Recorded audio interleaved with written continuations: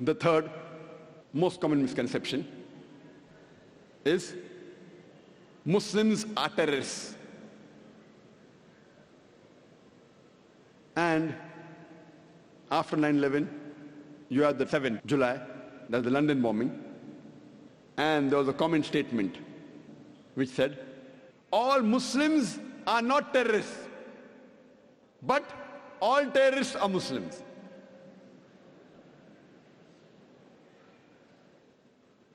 And it was very common on the media, and that gave rise to a new lecture of mine, is terrorism a Muslim monopoly? Time does not permit me to speak in detail about is terrorism a Muslim monopoly, but you're most welcome to see on the Peace TV or on our website. We know from the media that many a time two different labels are given to the same individual for the same activity. For example, more than 60 years back, there were many Indians who were fighting for the freedom of the country. These people, by the British government, they were called as terrorists. But we common Indians, we call these people as freedom fighters, as patriots. Same people, same activity, but two different labels. If you agree with the view of the British government that they had a right to rule over India, then you have to call these people as terrorists. But if you agree with the view of the common Indians that Britishers came to India to do business, they have no right to rule over us, then you have to call these people as patriots, you have to call these people as freedom fighters. Same people, same activity, but two different labels. And I very often attend the media, and while having interaction with the Indian press, I asked them a question, that do you consider Bhagat Singh as a terrorist? So he said no. I said, why? The same Western media, when they call Bhagat Singh as a terrorist, you say no, he's not a terrorist. Why? Because you know the background of the history of India freedom. Even I consider Bhagat Singh as not to be a terrorist. But the same Western media, today, when they call Muslims terrorists, why do you agree? Have you done research? They start to laugh.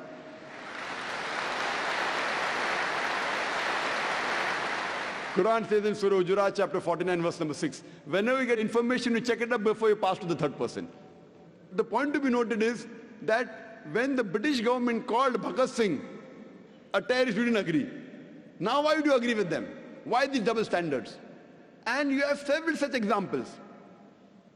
When we read the history of the American Revolution, in 1775, during the American Revolution, George Washington, he was called as the terrorist number one by the British government when the British was ruling America.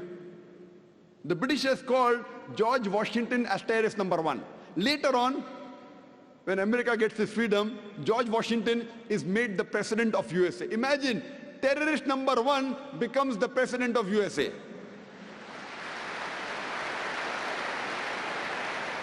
And he happens to be the godfather of all the presidents to come, including George Bush. And you find several such examples, several. You have the example of Nelson Mandela. Nelson Mandela, several decades earlier, when South Africa was ruled by the white apartheid government, Nelson Mandela was arrested and was imprisoned in Robben Islands for more than 25 years. By the white apartheid government, Nelson Mandela was called as terrorist number one. Later on, when South Africa gets its freedom and the white apartheid government is removed, Nelson Mandela is given freedom and he gets the Nobel Prize for Peace. Imagine, terrorist number one of the world gets the Nobel Prize for Peace. Not that he was bad and he became good. For the same activity for what he was called a terrorist, 30 years later, he gets the Nobel Prize for the same activity, Nobel Prize for Peace. So we realize whoever is in power, whatever label that person gives, that gets stuck on to that person. This is media. Media is very powerful. According to me, it is the most important weapon today. It can convert black into white, day into night, hero into a villain, villain into a hero. This is media. Unfortunately, we Muslims, we are very backward as far as media is concerned. Our technology, whatever technology is halal, what is permitted in Quran and Sunnah, we have to use it. We have to convert it to halal. Television per se is not haram. I do agree, 99% things that come on television is haram. We have to convert the haram into halal. And that's how we have to convey the message of Allah subhanahu wa ta'ala. The best way today that you can convey the message of Allah subhanahu wa ta'ala is the satellite channel. It is the media. At least we can give shahada, we can tell on the day of judgment to Allah subhanahu wa ta'ala, at least we tried our level best to let the message of Islam reach every home, or at least as many homes as possible.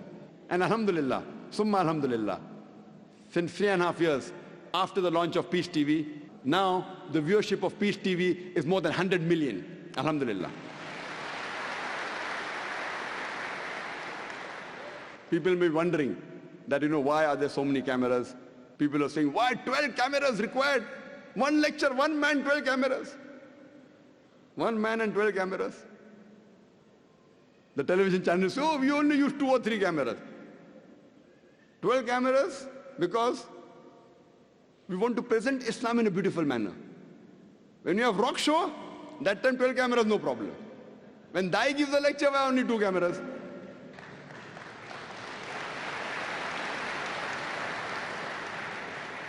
See, today is the age of science and technology. When we want to convince the youngsters, the media is taking them on the wrong track. We have to use the same media to get our youngsters on the right track, from wrong track to the right track. And believe me, we know, I agree, that majority of the media is haram. But as long as we don't break any rule of the Sharia, of the Quran and Sahih Hadith, we can use this media to the benefit of the spread of Islam.